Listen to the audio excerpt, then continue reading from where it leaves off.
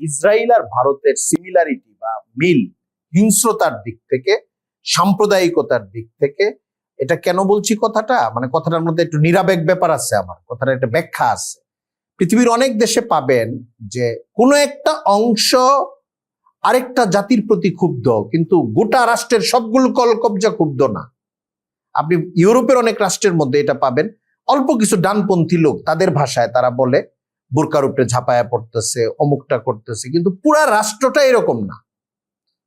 কিন্তু আপনি ইসরায়েলে পাবেন এবং ইন্ডিয়াতে পাবেন যে একটা গরিব নাগরিক থেকে নিয়ে তার উচ্চ আদালত, আপনি বাবরি মসজিদের সময় একটা অযৌক্তিক রায় দিয়েছে তাদের সুপ্রিম কোর্টের সবচেয়ে প্রধান বিচারপতি, সবাই বলছে রায়টা অযৌক্তিক, মানে সে বলতেছে এটা প্রমাণিত হয় নাই যেটার নিচে রামের জন্মভূমি ছিল, তারপরেও যেহেতু এটা ভেঙে ফেলছে, রায়টার খোলাসা নির্যাস কথাটা এরকম, অতএব এখানে এখন রাম মন্দির হবে, এরকম একটা রায় দেওয়া হয়েছে ভারতের সুপ্রিম কোর্ট থেকে। অনেক তর্ক বিতর্কের পরে ভারতীয় মিডিয়াগুলোর ভূমিকা আপনি দেখেন, ভারতের যেগুলো সেকুলার পলিটিশিয়ান তাদের ভূমিকা আপনি দেখেন, দুই চারটা প্রতিবাদ করবে, ওটা বাংলাদেশের আনু মোহাম্মদ সাহেবদের মতো, মানে আসলে কার্যকর কিছু না, একটা একটা সাউন্ড তোলা যে হ্যাঁ আমরা একটা বলছিলাম, ওইটা প্ল্যান করেও করা যায়, ওইটা স্রোতধারার সঙ্গে থেকেও করা যায়, যা আমরাও একটা ভিন্ন কথা বলছি। ভারতে এরকম বামপন্থী টাইপের, মানবতাবাদী টাইপের কিছু লোক পাবেন, ফিল্মের জগতের পাবেন, পলিটিক্সের জগতের পাবেন, সাংবাদিকতার জগতে অরুন্ধতী রায় টাইপের দুইটা কথা বলবে, ওইটা আবার খুব হাইলাইট হবে যে উনি বলছে, কিন্তু অরুন্ধতী রায় পুরো এস্টাবলিশমেন্টের সঙ্গেই থাকবে, ওই দেশেই থাকবে, ওই সমাজ তাকে অ্যাবজর্ব করবে এবং তার সাথে তাদের কোনো দ্বন্দ্ব হবে না। এমন না যে এই কথাটার কারণে ওদের দেশের ইন্টেলিজেন্স খুব চেতে গেছে, ওদের দেশ থেকে তাকে বের করে দেওয়া হয়েছে, এটা একটা বিরাট বিদ্রোহ হয়েছে, তারা এই হিসাবে দেখে না। তারা এটা পুরা তরকারির মধ্যে একটু লবণ হিসাবে দেখে যে আমাদের এই মাঝখান থেকে দুই চারটা সাউন্ড উঠবে, এটা বৈচিত্র্যের একটা সৌন্দর্য, এটা থাকবে, এটার কারণে আমরা বাইরের দেশগুলোকে বলতেও পারবো আমাদের এখানে ভিন্ন মত চলে, এই জিনিসগুলো আছে। কিন্তু ভারতে মুসলমানদের সঙ্গে এবং ইসরায়েলে মুসলমানদের সঙ্গে, মানে ভিন্ন জাতির সঙ্গে সর্বাত্মক বিরোধিতা যে কয়েকটা জায়গায় হয়, রাজনীতির বিরোধিতা, আদালতের বিরোধিতা, আর্মির বিরোধিতা, পুলিশের বিরোধিতা, অর্থনীতির বিরোধিতা এবং সামাজিকভাবে মানুষের মধ্যে বিরোধিতা।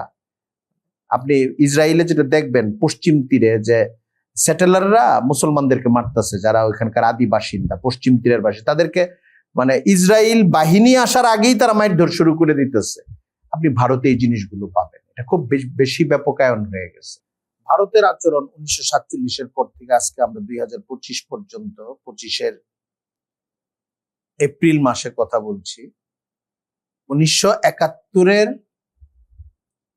9 মাস ছাড়া আমাদের এই পূর্ববঙ্গ বলি, পূর্ব পাকিস্তান বলি, আজকের বাংলাদেশ বলি, মানে একটা ভূখণ্ড ভিন্ন ভিন্ন সময়ে ভিন্ন ভিন্ন নামের অধিকারী ছিল, এই অংশটার প্রতি একটু দরদি আচরণগতভাবে, আর্থিকভাবে, পরিবেশগতভাবে 1947-এর আগস্টের পর থেকে আজকে পর্যন্ত শুধু 71-এর 9 মাস ছাড়া ভারতকে আর পাওয়া যায় না।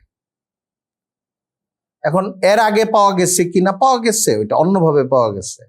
মুক্তিযুদ্ধের ইতিহাসগুলো দেখলে এখন দেখা যায়, এখন এটা মুক্তিযোদ্ধারাও বলেন, আমি বলছি এমন না, যে ভারত তার পারপাস সার্ভ করার জন্যই মুক্তিযুদ্ধে সহযোগিতা করেছে। আমাদেরকে ভারত পাকিস্তান ভাঙার উদ্দেশ্য নিয়েই সহযোগিতা করেছে এবং ভারত আর আমরাও তাদের সহযোগিতা এই জন্য নিয়েছি। মানুষের স্বার্থ কমন হলে আমার জন্য যেটা অস্তিত্বের স্বার্থ, আরেকজনের জন্য এটা ইন্ধনের স্বার্থ, এরকম পলিটিক্যাল ভাবে ভিন্ন ভিন্ন ভিউ, ভিন্ন ভিন্ন ব্যাখ্যা থেকে হতে পারে, কিন্তু ভারতের স্বরূপটা বোঝার জন্য ওই ব্যাখ্যাটা আমাদের একটু ক্লিয়ার থাকা ভালো।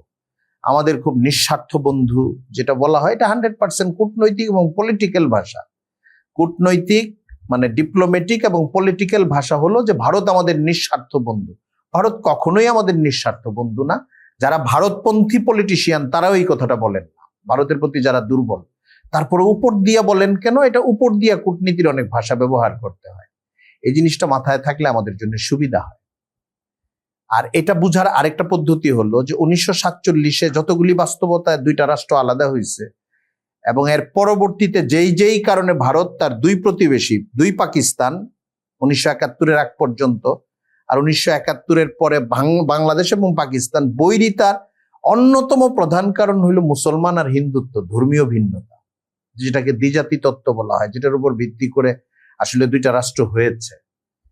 এটা পাকিস্তান যারা এসেছে তারা যতটা জোরালো ভাবে সাবেত করতে পেরেছে, প্রমাণ করতে পেরেছে, ভারতের পক্ষে তার চেয়ে অনেক বেশি জোরালো ভাবে প্রমাণ করার ঘটনা ঘটেছে। যদিও ভারত নিজেকে সেকুলার রাষ্ট্র হিসেবে দাবি করে, সে যে আলাদা, তার যে ধর্মীয় কারণে সে আলাদা থাকা দরকার তার, বা মুসলমানদের সঙ্গে সে মিলতে পারে না, এই জিনিসগুলো বারবার ভারত রাষ্ট্র, ভারতের জনগণ, ভারতের আদালত, ভারতের ঐতিহাসিক ঘটনা, ভারতের অর্থনৈতিক আচরণ, ভারতের বাণিজ্যিক আচরণ, ভারতের নদী কেন্দ্রিক আচরণ, মানে আপনি পরিবেশগত আচরণ, আপনি অনেকগুলো দিক, সাংস্কৃতিক আচরণ, আপনি দেখবেন যে জনগণ থেকে নিয়ে শাসক। অনেকে বলে না একটা কথা যে ভারতের জনগণের সাথে আমাদের কোনো সমস্যা নাই, আমাদের সমস্যা হইলো যারা এই হিন্দুত্ববাদের প্রচারক এবং যারা রাষ্ট্র চালায় তাদের সাথে আমাদের সমস্যা।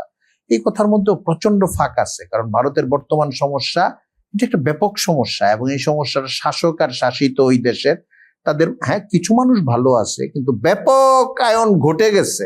এখন এটা হলো কথা বলার একটা স্টাইলের জন্য আমরা বলতে পারি যে আমাদের সমস্যা শুধুমাত্র মোদির সাথে, আমাদের ওই জনগণের সাথে কোনো সমস্যা নেই। আপনি ফুটেজগুলো যে দেখেন, গত 10 বছর যে ফুটেজগুলো সামনে আসে, মোদি কি আরেকজনকে হত্যা করে? আসলে রাস্তাঘাটে যে মানুষকে, মুসলমানদেরকে মারে, মসজিদগুলো ভাঙার জন্য বোলডোজার আসে, কিন্তু ভাঙচুর, ঢোল তবলা, হই চই, ত্রিশূল নিয়ে দৌড়াদৌড়ি, এটা কারা করে?